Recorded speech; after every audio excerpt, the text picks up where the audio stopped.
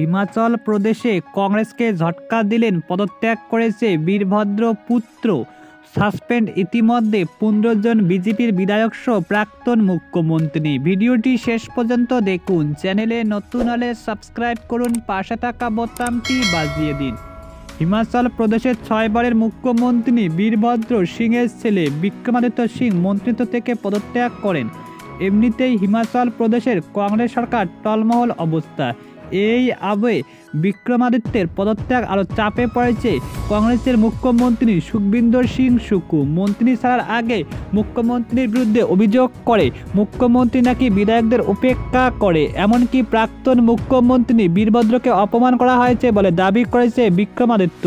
এদিকে এইসবের মাঝে আস্থা ভোটের দাবিতে রাজভবনে গিয়ে রাজ্যপাল শিবপ্রতাপ শুক্লার সঙ্গে দেখা করেছে বিজেপি বিধায়ক। তারা কংগ্রেস সরকারের বিরুদ্ধে আস্থা ভোটের দাবি জানায় রাজ্যপালের কাছে। এরপর বিধানসভা থেকে প্রাক্তন মুখ্যমন্ত্রী জয়রাম ঠাকুর সহ 15 জন বিজেপি বিধায়ককে সাসপেন্ড করা হয়। অবশ্যই এইসবের মাঝে গেরুয়া শিবির দাবি করেছে রাজ্যসভার নির্বাচনে স্পষ্ট হয়ে গিয়েছে কংগ্রেস সরকার থাকার অধিকার হারিয়েছে।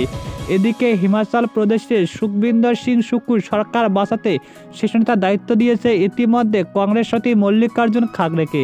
জানা গিয়েছে ভূপিন্দর সিং হুড্ডা ও ইতিমধ্যে কর্ণাটকের উপমুখ্যমন্ত্রী ডিকে শিবকুমার সেখানে পরিস্থিতি সামাল দেওয়ার দায়িত্ব দেওয়া হয়।